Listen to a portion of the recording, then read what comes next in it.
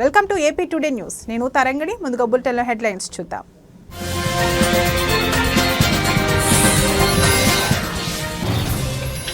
Betting apps కేసులో ED దూకుడు. విచారణకు హాజరైన హీరో విజయ్ దేవరకొండ.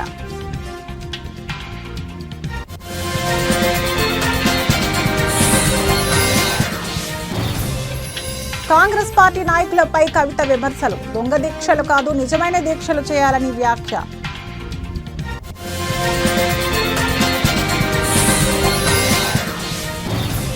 సృష్టి ఫెర్టిలిటీ స్కామ్ లో మరో మలుపు. బ్యాంకు ఖాతాల్లో కోట్ల రూపాయలు ఉన్నట్లు గుర్తించిన పోలీసులు.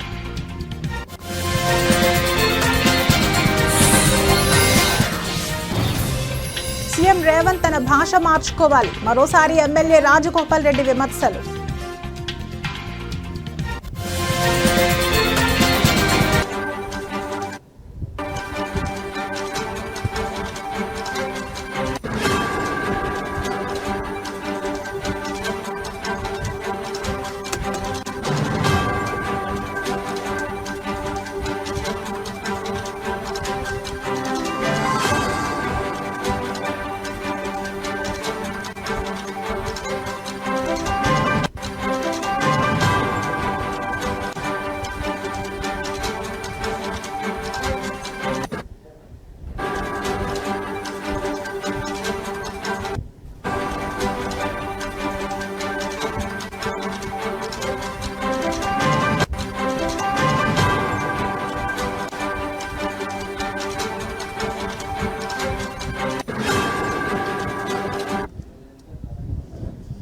బ్రేకింగ్ న్యూస్ చూస్తున్నాం. బెట్టింగ్ యాప్ కేసులో ఈడీ దూకుడు పెంచింది. బెట్టింగ్ యాప్ ప్రచారం కేసులో నేడు టాలీవుడ్ హీరో విజయ్ దేవరకొండ ఈడీ విచారణకు హాజరయ్యారు. ఇప్పటికే ఈ కేసులో ఈడీ అధికారులు నటుడు ప్రకాష్ రాజ్ను విచారించారు. మళ్లీ బెట్టింగ్ యాప్స్ ప్రమోట్ చేయనని ప్రకాష్ రాజ్ చెప్పారు. ఈ రోజు విజయ్ దేవరకొండ విచారణకు హాజరైన నేపథ్యంలో రౌడీ బాయ్ ఏం చెబుతాడో అని సర్వత్రా ఆసక్తి నెలకొంది.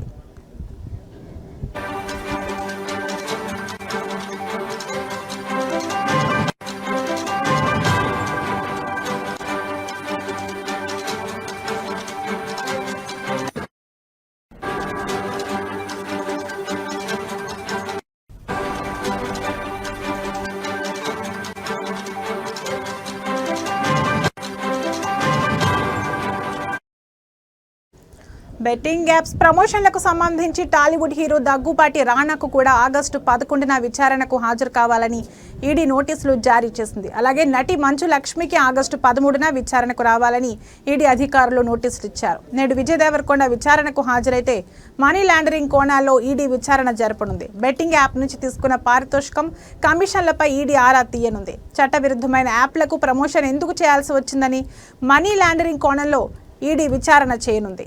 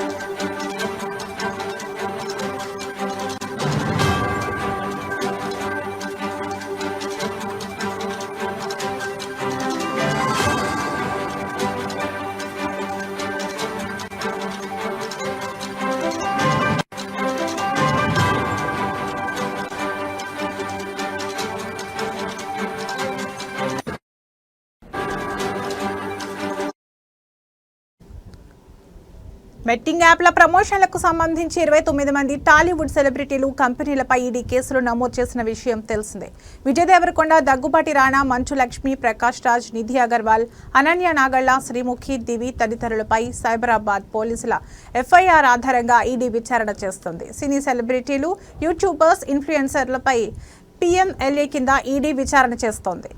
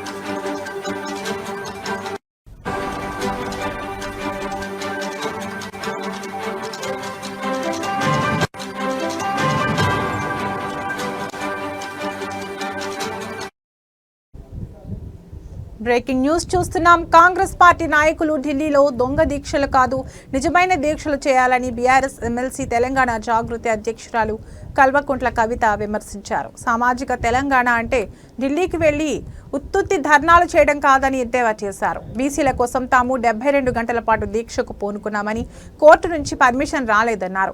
బీసీల కోసం జాగృతి కార్యాచరణ సిద్ధం చేస్తుందని ఎమ్మెల్సీ కవిత తెలిపారు. నేడు తెలంగాణ జాగృతి వ్యవస్థాపన దినోత్సవం. ఈ సందర్భంగా జాగృతి కార్యాలయంలో అధ్యక్షురాలు జెండాను ఆవిష్కరించారు. ప్రొఫెసర్ జయశంకర్ జయంతి సందర్భంగా చిత్రపటానికి నివాళులర్పించారు.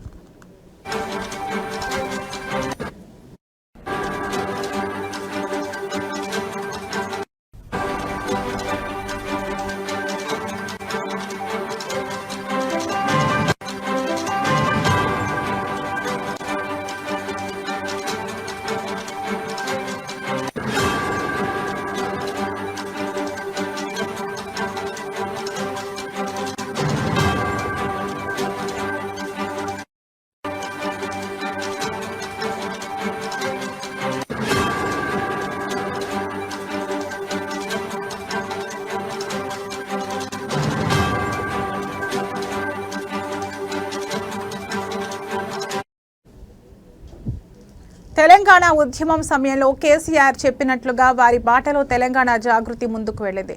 జయశంకర్ సార్ ఆలోచనలను తూచా తప్పకుండా పాటించాం. తెలంగాణ చూడకుండానే జయశంకర్ సార్ దూరమయ్యారు. జయశంకర్ సార్ జయంతి సందర్భంగా జాగృతి ఫౌండేషన్ డే జరుపుకుంటున్నాం. సామాజిక తెలంగాణ కోసం పాటుపడాలని జయశంకర్ సార్ అనేకసార్లు చెప్పారు. రాష్ట్రం ఏర్పడిన తర్వాత అన్ని వర్గాలు వారికి సమన్యాయం జరగాలని చెప్పేవారు. జై తెలంగాణ అనని ముఖ్యమంత్రి రేవంత్ రెడ్డి సామాజిక తెలంగాణ అంటే ఢిల్లీకి వెళ్లి ఉత్తుత్తి ధర్నాలు చేయడం కాదు. బీసీల కోసం మేము 72 గంటల పాటు దీక్షకు పూనుకున్నాం.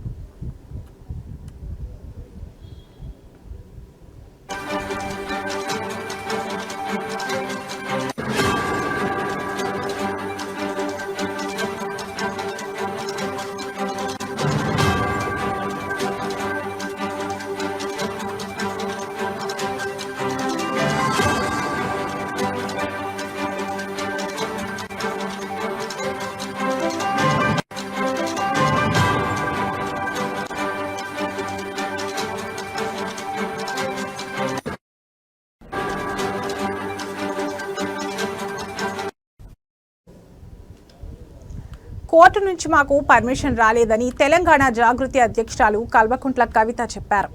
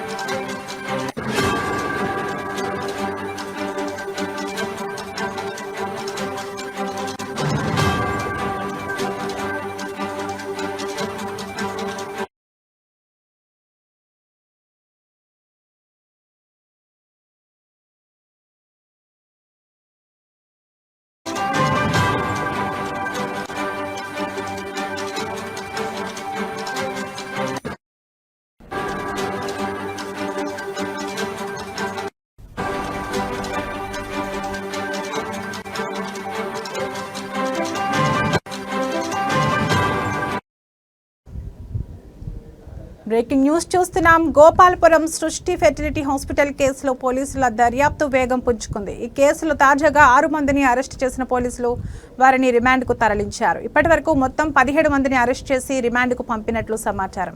అరెస్ట్ అయిన వారిలో డాక్టర్లు, ఏజెంట్లు, ముఖ్యంగా మహిళా ఏజెంట్లు అధికంగా ఉన్నారు.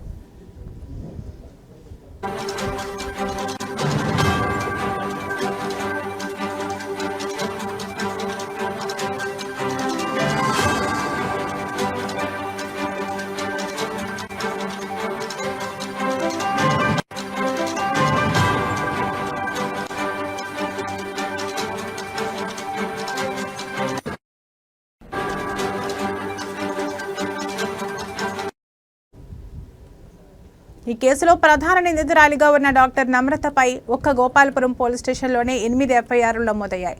ఆమెతో పాటు ప్రముఖ గైనకాలజిస్ట్ డాక్టర్ విద్యులతను కూడా పోలీసులు అరెస్ట్ చేసి రిమాండ్కు తరలించారు. పోలీసులు డాక్టర్ నమ్రతకు చెందిన బ్యాంక్ ఖాతాలు, హాస్పిటల్ అకౌంట్లు ఫ్రీజ్ చేశారు.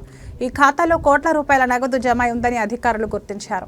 ప్రస్తుతం మరికొన్ని ఖాతాలను కూడా గుర్తించే పనిలో ఉన్నారు.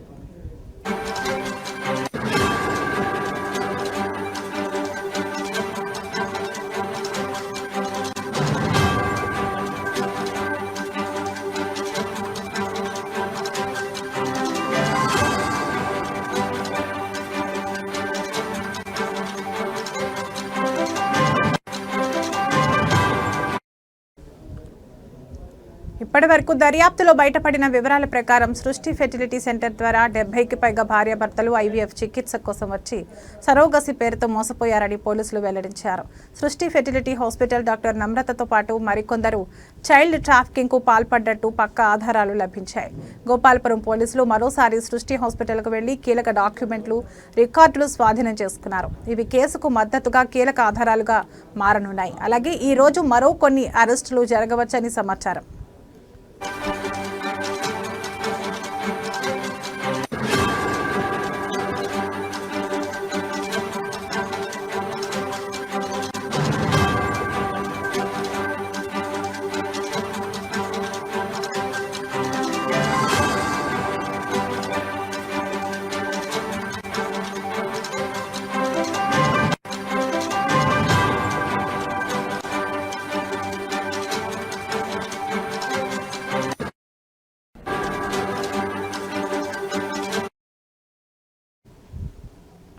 నిందితుల జాబితా ఇంకా పెరిగే అవకాశం ఉంది. పోలీసులు డాక్టర్ నమ్రత అనుబంధంగా ఉన్న ఇతర హాస్పిటళ్లను, ఆసుపత్రుల్లోని కార్యకలాపాలను పరిశీలిస్తున్నారు. అక్రమంగా సంపాదించిన డబ్బును వేరే అకౌంట్లలోకి మళ్లించి ఉండే అవకాశం ఉన్నందున ఆ దిశగా విచారణ జరుగుతోంది. ఈ కేసు కేంద్రం దృష్టికి వెళ్లే అవకాశం కూడా ఉంది.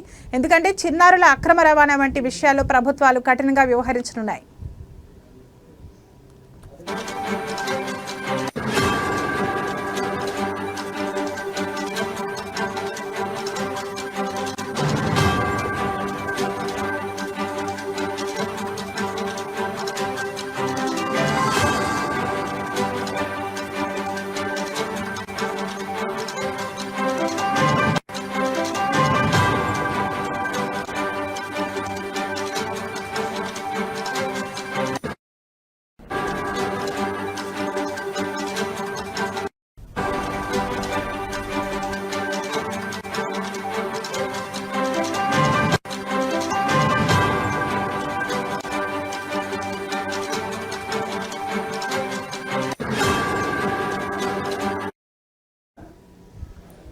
తెలంగాణ సీఎం రేవంత్ రెడ్డిపై మరోసారి Congress MLA Rajagopal Reddy hot comments చేశారు.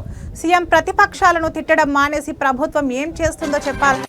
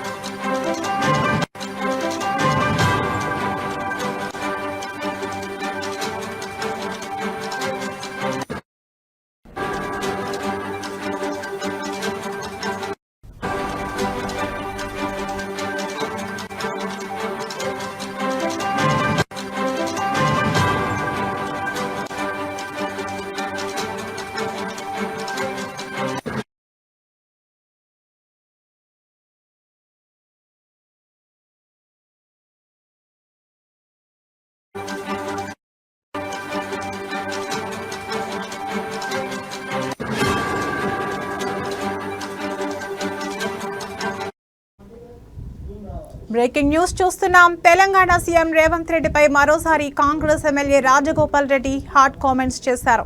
సీఎం ప్రతిపక్షాలను తిట్టడం మానేసి ప్రభుత్వం ఏం చేస్తుందో చెప్పాలని డిమాండ్ చేశారు.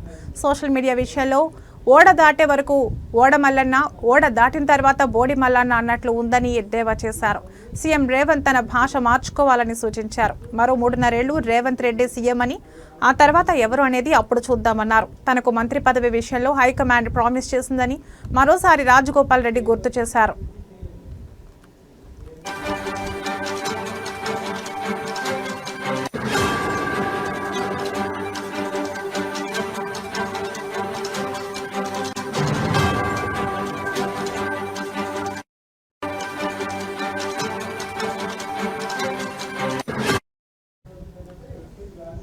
ఎమ్మెల్యే రాజగోపాల్ రెడ్డి మీడియాతో మాట్లాడుతూ సీఎం రేవంత్ రెడ్డి తన భాష మార్చుకోవాలని, ప్రతిపక్షాలను తిట్టడం మానేసి కాంగ్రెస్ ప్రభుత్వం ఏం చేస్తుందో ప్రజలకు చెప్పాలి.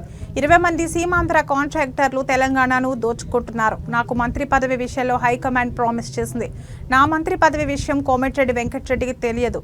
ఇంకా 3.5 ఏళ్లు రేవంత్ రెడ్డి ముఖ్యమంత్రి. ఆ తర్వాత ఎవరు అనేది అప్పుడు చూద్దాం.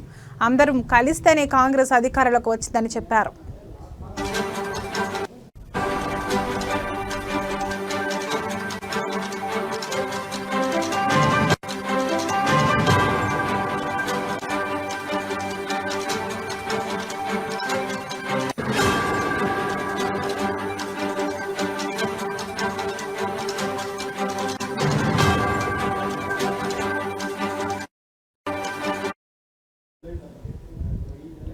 సోషల్ మీడియా విషయంలో ఓడ దాటే వరకు ఓడమల్లన్న, ఓడ దాటిన తర్వాత బోడి మల్లన్న అన్నట్లు ఉంది సీఎం రేవంత్ రెడ్డి వైఖరి. నాకు మంత్రి పదవే కావాలంటే అప్పుడే కేసీఆర్ ఇచ్చేవారు. అధికారం కోల్పోయిన ఫ్రస్ట్రేషన్లో బీఆర్ఎస్ ఉంది. అసెంబ్లీకి రాని కేసీఆర్ ముందుగా తన ప్రతిపక్ష హోదా పదవికి రాజీనామా చేయాలి. సీఎం రేవంత్ రెడ్డి కమిషన్ల పేరుతో కాలయాపన చేస్తున్నారు. కాళేశ్వరం అవినీతిపై కఠిన చర్యలు తీసుకోవాలి. బాధ్యులపై ఎందుకు చర్యలు తీసుకోలేదు అని మునుగోడు ఎమ్మెల్యే రాజగోపాల్ రెడ్డి ప్రశ్నించారు. ఇటీవల CM Revanth Reddy social media జర్నలిస్టులపై మండిపడ్డారు. ఆ విషయంలోనే ఇప్పటికే ట్విట్టర్ వేదికగా కౌంటర్ ఇచ్చిన మునుగోడు ఎమ్మెల్యే తాజాగా మరోసారి టార్గెట్ చేశారు.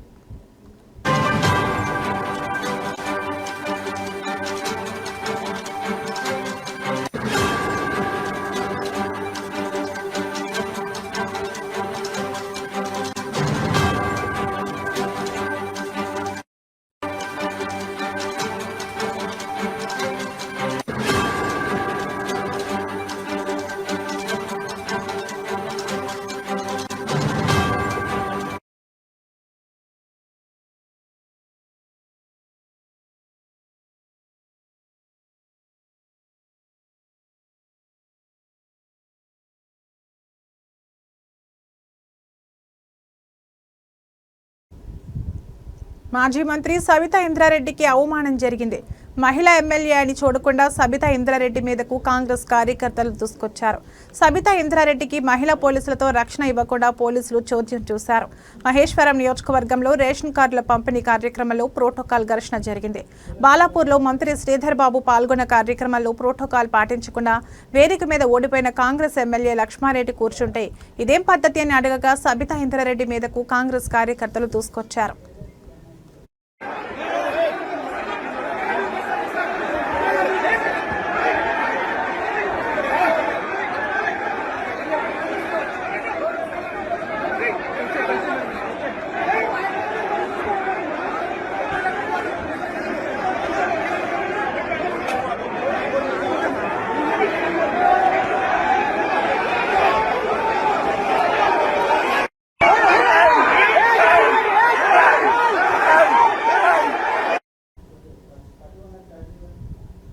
కరీంనగర్ జిల్లాలో విషాదం చోటు చేసుకుంది. భర్త అనుమానిస్తున్నాడనే కారణంతో తాను ఎవరితో మాట్లాడటం లేదని సెల్ఫీ వీడియో తీసి బల్వన్ మరణానికి పాల్పడింది ఓ వివాహిత.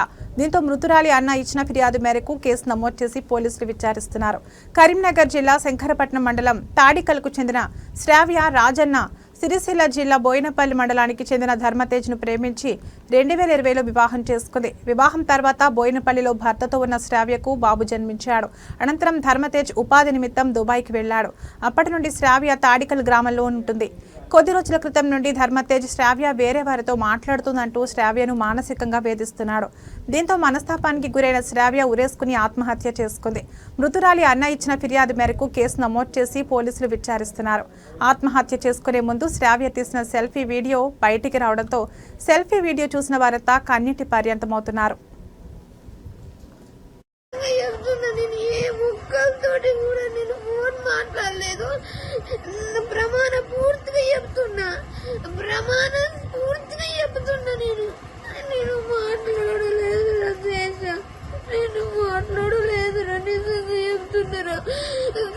కొడుకున్న మంచిగా చూసుకురా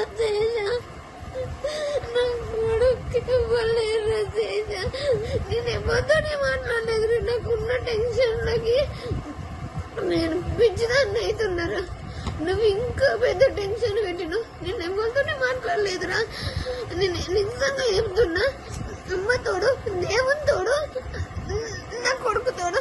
నేను ఎవరితోటి మాట్లాడలేదు. చచ్చిపోతా.